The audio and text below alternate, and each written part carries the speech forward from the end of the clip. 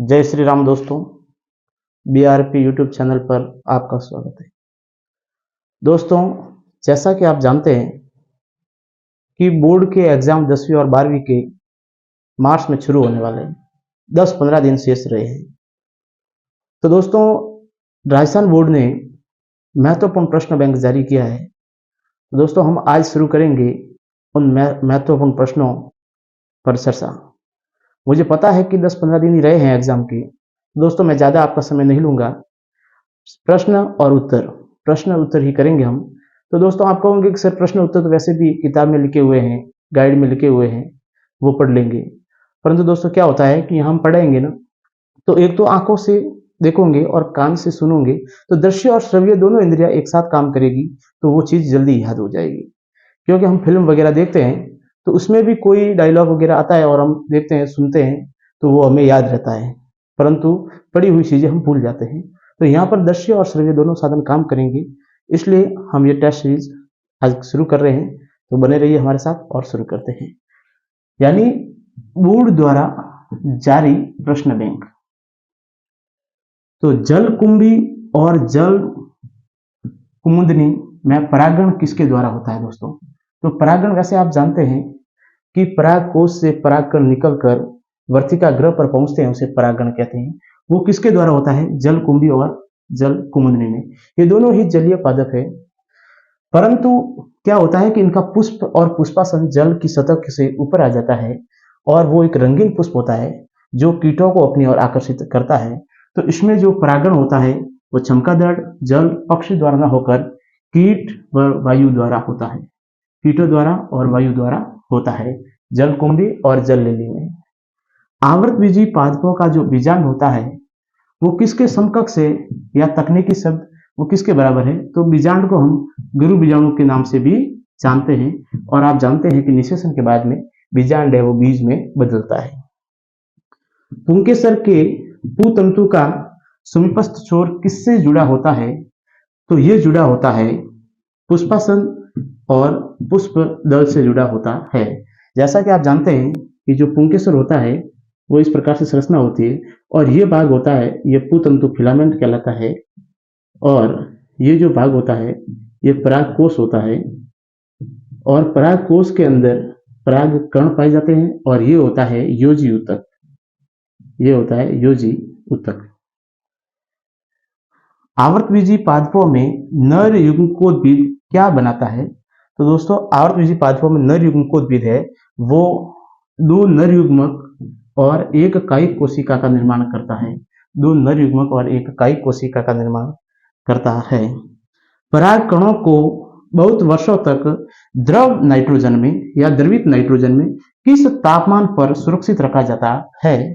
तो वो तापमान है -190 डिग्री सेंटीग्रेड तापमान। तो पराग कणों को -190 डिग्री सेंटीग्रेड तापमान पर सुरक्षित रखना क्या कहलाता है? क्रायो संरक्षण कहलाता है। क्या कहलाता है दोस्तों? क्रायो संरक्षण कहलाता है।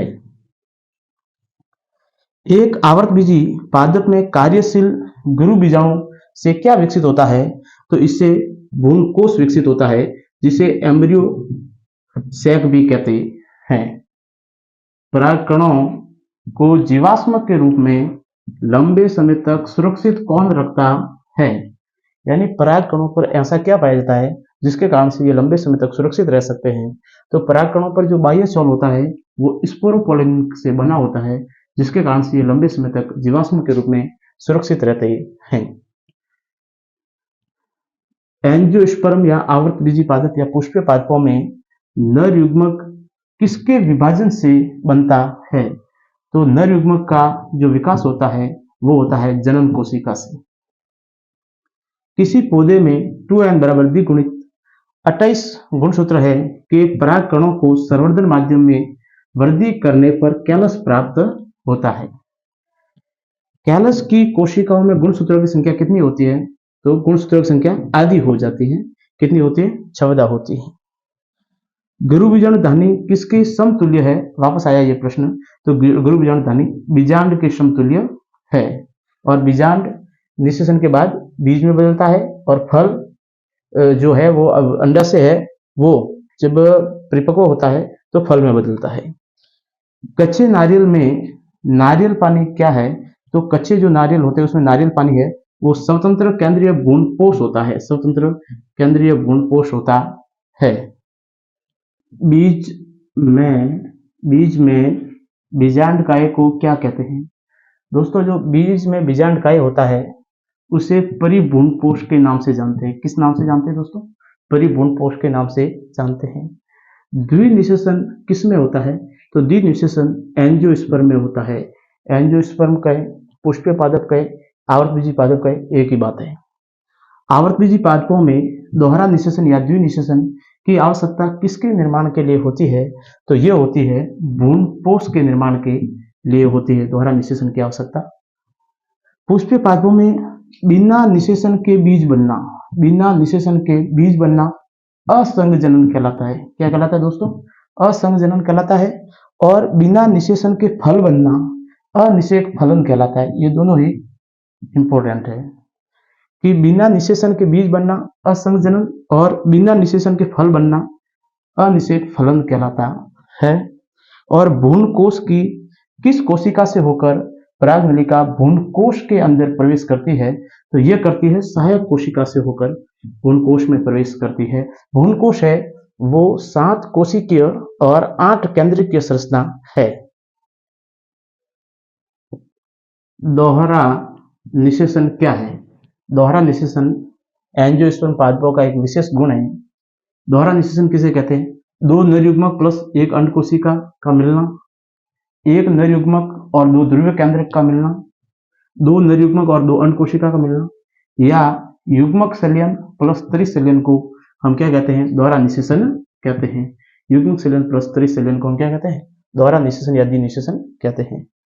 लीडिंग कोशिकाएं किसका स्रावन करती है? तो लीडिंग कोशिकाएं नर जनन हार्मोन एंड्रोजन का स्राव करती है, टेस्टोस्टेरोन का स्राव करती है। दोस्तों भ्रूण को पोषण देने का कार्य कौन सी कोशिकाएं करती है? तो भ्रूण को पोषण देने का कार्य सर्टोली कोशिकाएं करती है। सर्टोली कोशिकाओं को नर्स सेल के नाम से भी जानते हैं और लीडिंग कोशिकाओं को अंतराली कोशिकाओं के नाम से भी जानते हैं।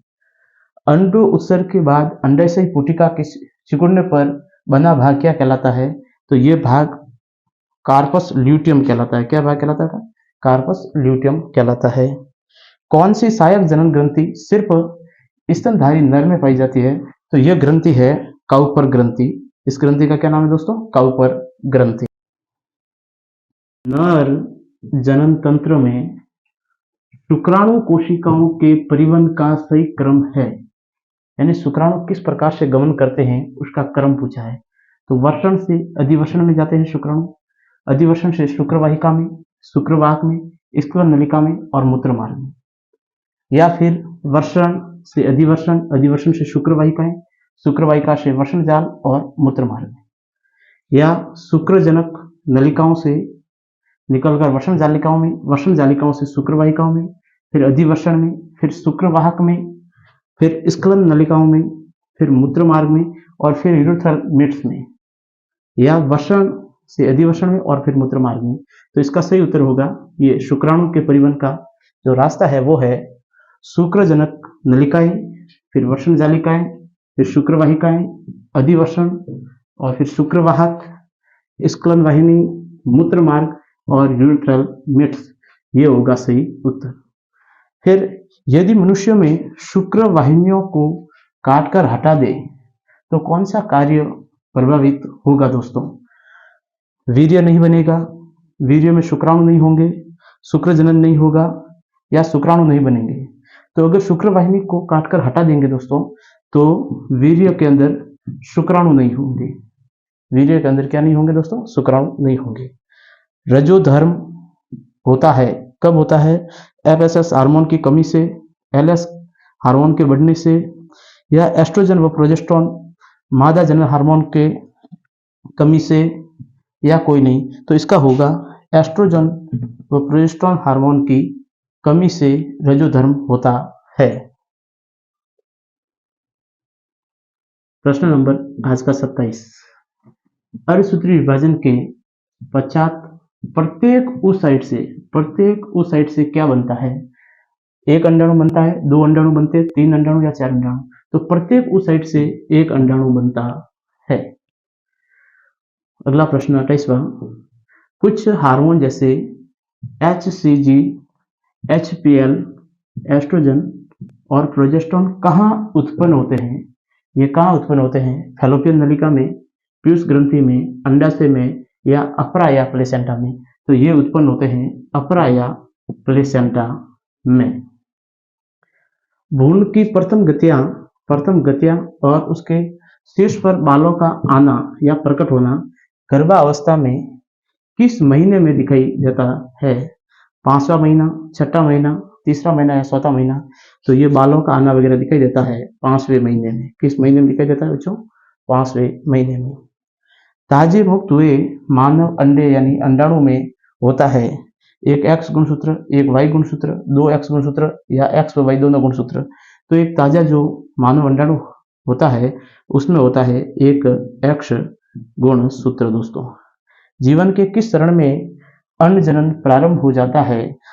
यौन आरंभ के समय, जन्म के समय, वयस्क अवस्था में या भ्रूण परिवर्तन के समय? तो इसका उत्तर सही होगा, भ्रूण परिवर्तन के समय है वो अंड जनन की क्रिया प्रारंभ हो जाती है। दोस्तों, जो पहले मेहनत करता है वो सफलता की सीढ़ी भी सबसे पहले चढ़ता है। तो मेहनत करते रहिए दोस्तों, कल इसकी अगली क्लास लेके आएंगे हम। धन्यवाद।